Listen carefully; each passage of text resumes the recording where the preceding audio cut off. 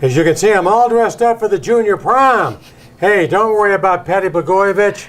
The babe is going to be on Easy Street. And Florence Henderson had a nasty case of crabs. Welcome once again to Culture Clash. And by the way, hearing the word crabs reminds me of that great song by the Bobby Fuller Four, Breaking Rocks in Hot Sun. I fought the crabs and the crabs won. Not my fave. I'm Chet Coppin. Catherine Saxon. Again, this is Culture Clash brought to you by the marvelous people at Flood Brothers Disposal Service. All right, kiddo, what's on your mind? Okay, Blagojevich, after 2.5 years, 2 trials, he's going to the slammer. And you were saying you don't feel bad for Patty. I feel a little bad for the children. No, because you really don't know this, and I'll make it very, very brief.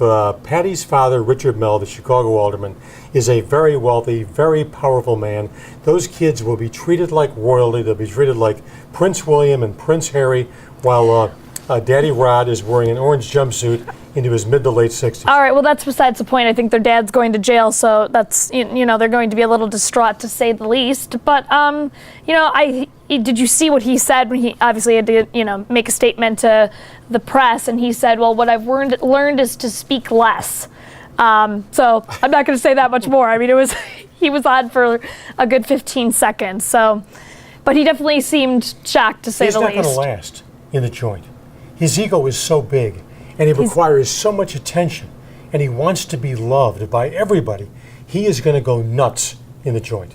Mark my words. I mean, yeah, he's the second consecutive governor that's going to be going to prison. He was found guilty on 17 of 20 counts, which, you know, what I want to know is how much money did this cost the taxpayers? I want to know. What difference does that make from this perspective? I mean, how much money from the perspective of a taxpayer? The city of Chicago for Mayor Daley and his dumb parking meters, for heaven's sake. So I don't care what the trial costs. The fact is, justice was served. Blagojevich is going down. Moving forward, gay marriage was just going nowhere. Gay couples and proponents of gay rights have a reason to celebrate, since New York is the 6th state to pass the law that they're allowing gay marriage. So, round of applause. Woo! Okay, so I mean, what I wanted to talk about this is that I haven't heard that kind of cheer since Adam Dunn got a base hit. You know, that after this was passed, you know, in the Assembly, it was kind of iffy whether or not the Senate was actually going to pass it. But, you know, a few undecided joined the cause, and Republican Roy McDonald said that, you know, he said, F it. I don't care what you think. I'm going to try, and I'm going to do the right thing. So everyone sort of swayed over to the right side, and I think that Neil Patrick Harris announced that him and his partner are going to run to the altar. What I don't get is why gay rights is a states' rights issue. Why doesn't the U.S. Senate? Oh, well, this is. Why doesn't Congress pass a blanket bill allowing for gay rights marriages or same-sex marriages, you know, throughout the United States? Why should this be done on a state-by-state basis? Explain that one to me. I think it should be done on a state-by-state basis. I don't think that the federal government should be able to control that. And by the way, I'm very, very shocked. I had no idea the sex had even been discovered in Iowa. I actually was shocked that Iowa would, allow gay marriage, but you better believe it. I was pleasantly surprised. If it passed in Iowa, that tells me it'll pass in Wyoming.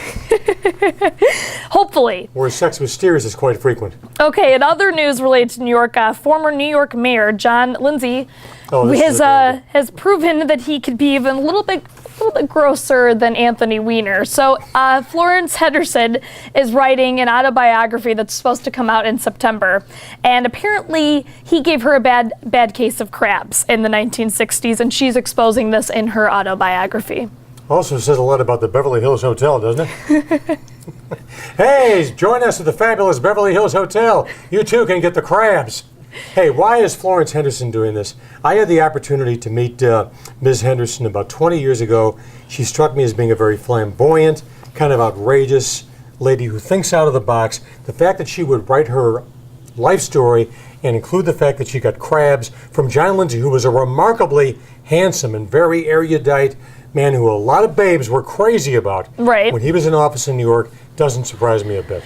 All right, well, she said that they were both married at the time, and she said, I was lonely, I knew it wasn't the right thing to do, so what did? I did it. So I found that to be extremely poetic. Good for her? Yeah. Good for, if that's not karma, you get a bad case of crabs following, infidelity, I don't know what is. So, bad case of karma for her, I would have to say. By the way, we'd like to confirm that no members of Culture Club, either in front of the camera or behind the scenes, have ever suffered from crabs. Clap, that's a whole different issue. Oh my gosh. All right, well, last thing I want to bring up about this is that Lindsay sent her flowers as an apology. So you know what? That's wonderful. He's obvi- don't cover the medical bills. Send roses. All right, well, he's obviously send not alive. daffodils. He's not alive to defend himself, but I have to say, at least you sent flowers, you know? All right, the Supreme Court voted Wait, against... hold on. Okay, You I thought... sent I thought flowers.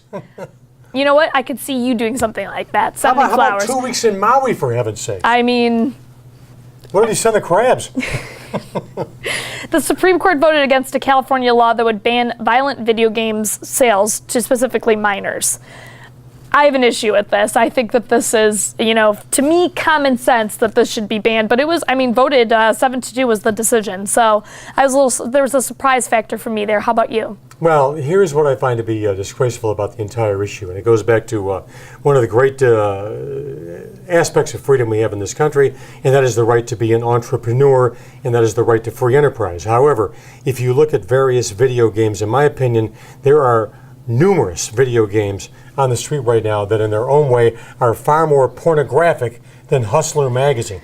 I would rather see a 13-year-old read Hustler than play certain video games that are not only promoting violence, but promoting pimps, hoes, and the whole 9 yards. Okay, well, I mean, I agree with you. That to me is getting a little too specific. You know, on the large scale, the question is, you know, is free speech absolute? And I think common sense, absolutely not. You know, you're not allowed to yell fire in a crowded theater.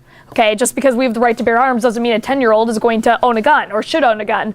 So I just think that, to me, this was a bad decision on their part. So It's a terrible decision. yeah, It's a horrible decision. this is why we should be in charge, obviously. Okay, the hacker group Anonymous declared war against the city of Orlando, Florida, over the arrest of people The world handling capital of sweat, fat ladies, and bad tattoos. and Disney World. Well, that's a side attraction. Also, SeaWorld, which will push you to sleep in about 5 minutes if you don't get eaten. The arrest of people handing out food to homeless people. And they're saying we're going to start a massive campaign against Orlando and city web assets. And this is also the hacker group that is defending WikiLeaks for disclosing facts that place the U.S. government employees in jeopardy. So, I mean, you're going to declare war on Orlando? What does that even mean? You're gonna try to get people to boycott Orlando? Good Well, no, luck. Good first of luck. all- I wish you luck. Let me know First how of it all, goes. Orlando is so inconsequential that if Orlando seceded from the Union, no one would care.